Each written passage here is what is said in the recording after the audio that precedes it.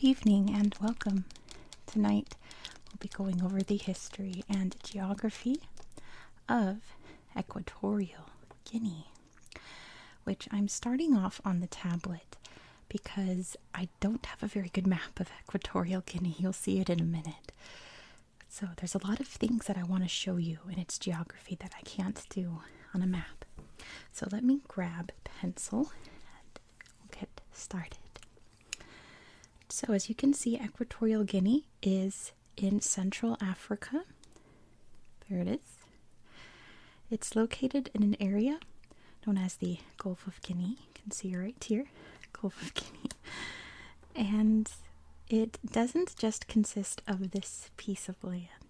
This piece of land here is called Rio Muni. And as you can see, it borders Cameroon and Gabon. But it also has quite a few important islands. This island is called Bioko, you can see right here, and it contains the capital city of Malabo. Let me zoom in just a little bit so you can see some of Malabo. Google Earth is not very up to date with Equatorial Guinea. A lot of it is blobbed, so there's not really much I can show you. But I can show you a couple things. On Bioko, we have the highest point in the country. It is Pico Basile, you can see right here, and it is an active volcano. But of course you can't see it on here, right? So this island is part of a chain of islands that includes Sao Tome and Principe, and it also includes this island down here, which is part of Equatorial Guinea. This is Anoban, and you can see I wonder if I can 3D this. Oh, perfect. You can see the little crater there of the volcano and all of its rocky wonderfulness there. And there's the main city, San Antonio de Pale. You can see its little airstrip and everything. There's a couple of other islands associated with Equatorial Guinea, but let me show you this first. This chain here is part of the Cameroon volcanic line. So as you can see, this makes a perfectly straight line right into Cameroon. And this is a little volcanic chain that continues here. This area of Cameroon is very, very volcanic, very active. So let's head over here to the mainland. This is actually where the largest city in Equatorial Guinea is located.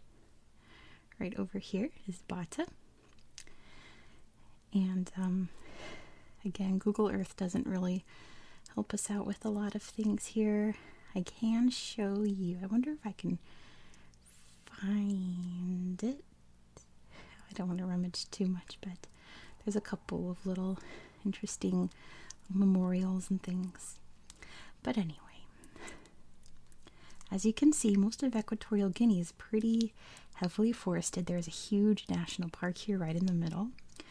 It's teeming with wildlife, all different kinds of, basic Africans, everything. You've got the monkeys, elephants, giraffes, hippos, all those wonderful African animals.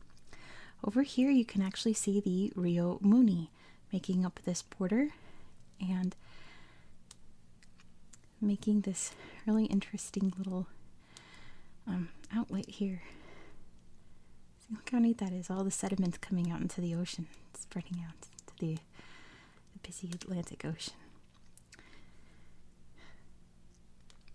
And one more thing I want to show you before we head to the map is Ciudad de la Paz. This is going to be the new capital city. It's currently under construction. Most of it is blurred out for, I think, not just certain reasons. I think there's other reasons why some parts are blurred out, but anyway. So as you can see, it is not finished yet. There are a couple of buildings that are done. I was perusing what's been done. Like there's a couple buildings out here. There's what looks to be a couple of, like over here. This is clearly some kind of government building, right? You can see the big dome and everything. But it is not done. It's pretty much just paved roads and outlines. This was started almost 10 years ago, I want to say, and it's still not complete. It's a huge, huge project. So that's pretty much that I really wanted to show you. I couldn't really show you all of that kind of stuff on my little map, but I'm going to show you my little map right now. Alright, yeah, here's the little map. I just realized I didn't show you the rest of the islands, but you can see them on this map. They're very little. This one is Corisco, and then we have the Islas Elobe, Elobe Grande and Elobe Chico, big and little. But that's pretty much it for geography. I can't do a video without showing you a map of something, right? And tracing it. There's Bioko. Let's talk about its history. So the first peoples in this area would have been the Pygmy peoples, who were hunter-gatherers, very famous for being shorter than average. Then when the Bantu migration entered the area in about 2000 BCE, that Pygmy population was displaced further south.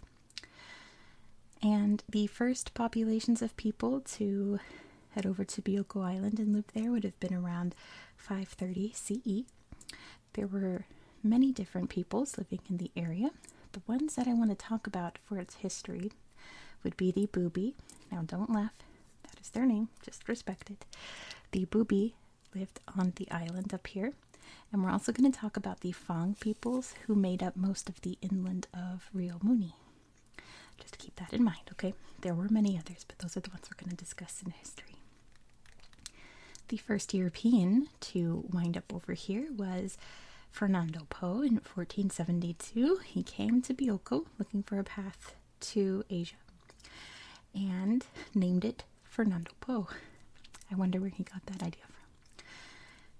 He claimed it for Portugal, and it was colonized by Portugal in 1474, but that was a disaster. They tried to set up a sugarcane plantation. I'm stumbling tonight. They tried to set up a sugarcane plantation, but the Bubi were very hostile, and the Portuguese also became very unwell from the various African diseases in the area, mainly yellow fever. So it was eventually abandoned. We don't know for sure because they don't really have a written ancient history, but the Bubi people were pushed out of the mainland somehow onto the island. That's why they came there. So you can imagine when other people come in, they're like, get off, like this is not your land, right? So anyways, flash forward to 1778 when the area here was ceded to Spain. It was a treaty in exchange for land over in what is now Brazil. So the Portuguese got that land and Spain got this land. So the Spanish come by being like, well, here we go, let's colonize, let's set up plantations. And they were attacked by people and they all got very sick. So it wasn't seen as a very economically viable area in that sense. So they decided to use the island as a base for slave trading, but not very long after that, slave trading became outlawed, and actually they leased a base on, Fernando Po at the time, but on Bioko to the British from 1827 to 1843, because the British were very gung-ho on catching slave traders, mostly because they could take the slaves on those ships and send them to their territory over in Sierra Leone and have them live there to the benefit of the British, right? But anyway, it's a good thing the British were stopping the slave trading, right? Eventually, when the relationship between Spain and Britain soured and Britain pulled out and moved their slave trading operations over to Sierra Leone, their anti-slave trading operations, I should say, this area was mainly used as a sort of unofficial penal colony. It was a place for Spain to send some of their unwanted people or criminals to work on plantations. They would send people from such pesky territories such as Cuba and the Philippines. They would also just send regular Spanish criminals. A lot of freed slaves wound up in the area looking for work. Many people from Nigeria, Angola, Liberia, and Sierra Leone came here looking for work. And, some were just sent over, I should say. But that's pretty much what Bioko was used for. And, you know, the Rio Muni area was just kind of there in a sense. And France saw that. Sorry, it is very sweaty and I'm sticking to my map here. France definitely noticed that Spain wasn't doing much over here, so they started to encroach more and more on the area. If you remember histories of Cameroon and Gabon, those are French-speaking countries, and Equatorial Guinea is a Spanish-speaking country, right? So they start creeping in more and more on their inland territory. And when they signed a treaty in 1900 to figure out what's going to happen in their territories, this is pretty much just all that Spain got in this area. Kind of a raw deal, but, you know, Spain wasn't using it that well anyway. Anyway, they made it official. They made this a colony, and they called it Spanish Guinea, and really upped the plantation aspect of everything. The colony did actually see some action in the Spanish Civil War. A group was formed in Bata to rise up against Spain.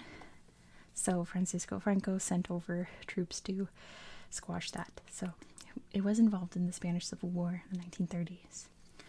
Eventually, though, after all the wars up in Europe, right, Spain knew that this area would have to start leaning toward independence.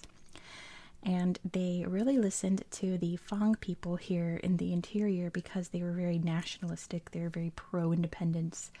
So they really wanted to give power to those people, even though the plantation owners on Bioko and the Bubi people were like, we're the majority, they're not, and we're more loyal to Spain. But Spain was looking for people who were more pro-independence.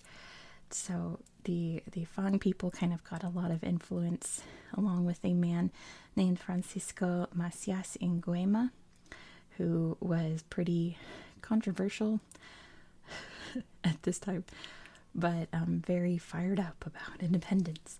So independence was granted on October 12th, 1964, and Francisco Macias Nguema was elected president. And he was a horrifying, dictatorial, despotic ruler.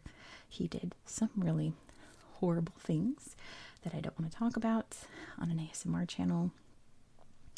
The most famous of the things that he did, like the most infamous, was that he rounded up 150 of his rivals in a stadium on Christmas Eve and had soldiers shoot them all, dressed as Santa Claus. It's a choice. He was a maniac, let's be honest. He was very buddy-buddy with, like, the USSR and North Korea. He actually sent his daughters to school in North Korea. And, yeah, he basically slaughtered, imprisoned. It was believed that he had built, like, one massive concentration camp to put all of his enemies in if he hadn't already killed them. Like, just horrific things. He also ordered anyone who wore glasses to be executed. Just very horrifying, terrible, terrible things, right? The list goes on, but I'm going to stop there. Really horrific things. So eventually, in 1979, he was deposed by his nephew named Teodoro Obiang. He had him, arrested, sent to the very infamous prison on Bioko, which is still there. It's still operational. Talk about it in a second. And had Nguema executed. So Obiang became the new leader. Let's be very frank, he is not nearly as bad. He's not insane, let's say that, but he's also a very terrible, terrible leader. Also kills his opponents and imprisons like journalists. And one of the worst things that he does started in 1995 when oil was discovered in their territory in the Gulf of Guinea. And American oil companies got heavily invested, and Equatorial Guinea became extremely wealthy. I believe Equatorial Guinea currently has the highest GDP per capita in Africa, but Obiang basically uses the country's treasury as his own personal bank account, and has not given anything back to the people. A majority of the population don't have access to clean water, electricity, decent housing, basically living in squalor. Meanwhile, Obiang and his family are basically running the country. They have multiple mansions around the world. They have millions upon millions of dollars to just throw around and spend on lavish vacations, and they live this very, very fancy lifestyle while people here are living in shacks. And yeah, that's basically the state of Equatorial Guinea to this day. Pretty sad.